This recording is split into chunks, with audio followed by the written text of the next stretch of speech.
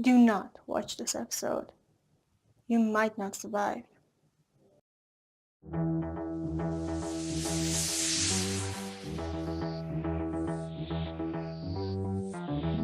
I have my problems with Stephen Moffat as a showrunner, but when he writes a singular episode, I know that it's gonna be good. And I was not disappointed. This episode is actually also based on something, and not another Doctor Who episode. It's actually based on a theory called the simulation theory.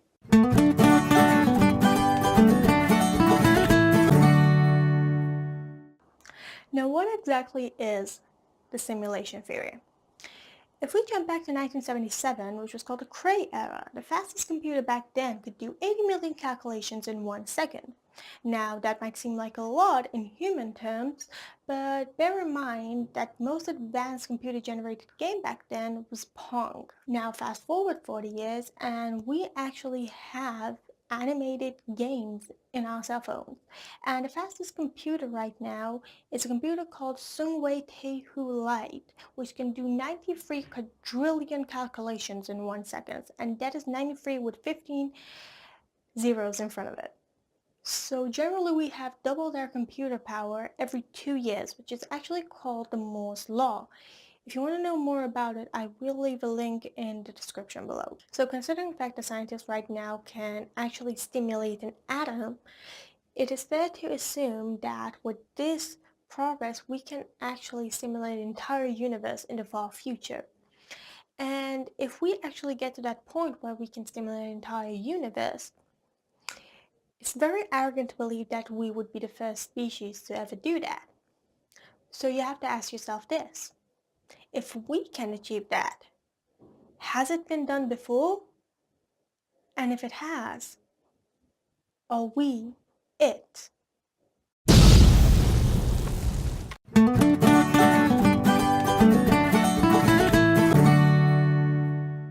Now, this episode is a very dark take on that theory, but it's not exactly that far-fetched because it's safe to assume that anybody who actually had access to this kind of technology would maybe use it for this reason.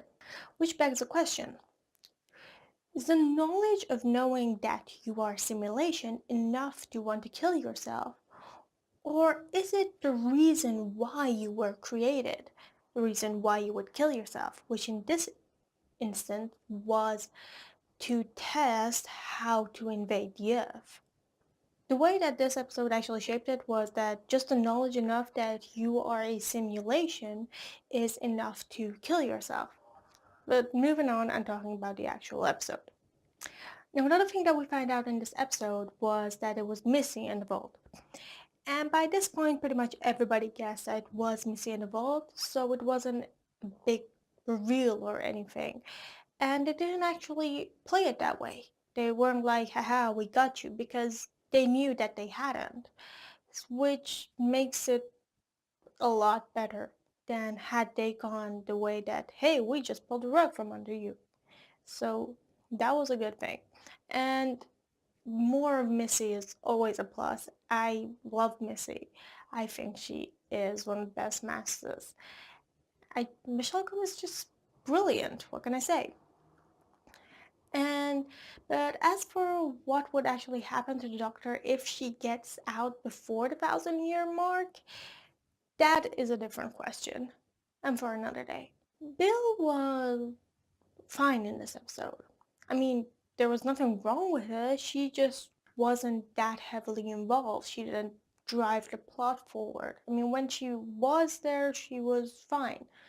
But plot-wise, pretty much everything that she did could have been done by Nardole. Speaking of Nardole, he is absolutely brilliant in this episode.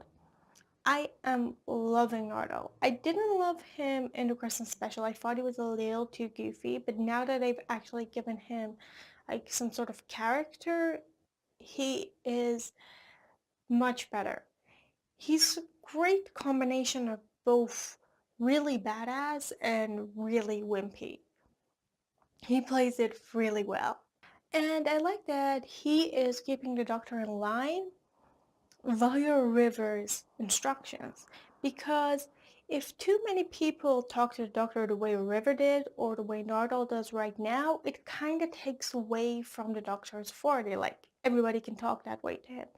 But River was unique, and now Nardal is acting under River's instructions, which is a very nicely done thing. I want to talk about Peter Capaldi, but first I need to talk about the monsters. There was pretty much nothing to say about the monsters. When I heard that this was going to be a Moffat episode and there was going to be a new monster, I was expecting something a little more frightening or a little more substantial, but we don't actually get much of them and they're not exactly that scary. So in that point, I was a little disappointed, but there was so much going on there that they kind of took a back seat, and I'm fine with that. Now, the last thing I want to talk about is Peter Capaldi. He was absolutely brilliant in this episode. He is brilliant in every episode, but the way that he tried to overcome his blindness with a mix of technology and Nordal's help was very fascinating for me. And the way that I got it was that the sonic glasses were kind of doing something like an echolocation thing, so he wouldn't bump into walls and stuff, at least. Now, the big thing that he did to fix his blindness, that is what I need to talk about. He said that he is borrowing from his future regenerations to temporarily fix his blindness. Now, I hope that they didn't just use this as a one-liner and they actually deliver on this and come back to this. Now, they've already filmed the regeneration, so they already know who the new doctor is. But when he said that it will take away from my future regenerations, like I might be missing a part, my first thought was, bear with me, that the next doctor could be a woman. But that is just me. I mean, I'm in no rush to have a female doctor because it needs to be the right doctor to be the female doctor. I mean, it's about the right actor or slash actress to play the doctor. It's not about whether they are a woman or a man. It, she, she, he should not become a female just for the sake of becoming a female. If they find the right actress, I mean, if Michelle Gomez had not played Missy, I think that she would be a brilliant doctor. But they already played that card, so just thought.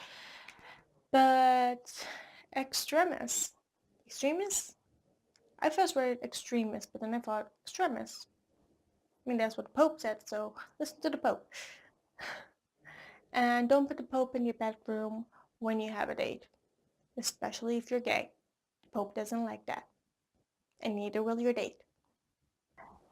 Thanks for watching. If you like this video, give it a thumbs up. Leave a comment in the comment section below and we can discuss. If you want more Doctor Who episodes, there is a playlist here. And subscribe if you feel like it. It's free, who cares? Bye.